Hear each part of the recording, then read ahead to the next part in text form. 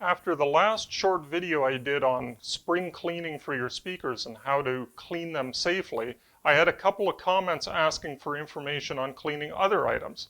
One thing I left off was the grill. Now the grill will get dusty if you use them on your speakers. The best thing to do to clean them is to actually remove the grill, take a vacuum with a brush attachment, and make sure to clean both the outside and the inside because dust will collect inside the grill sometimes if you're in a dusty environment. Now the other question was, what about my electronics? Is there something I should do?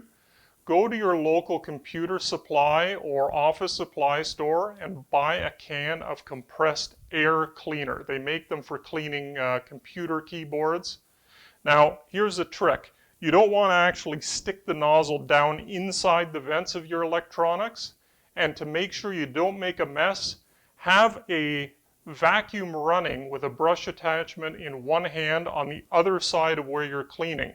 Simply spray in the vents on one side and the vacuum will suck up all of that dust. Don't go crazy, just get the surface dust out from the inside of your electronics and it will really help. Thanks.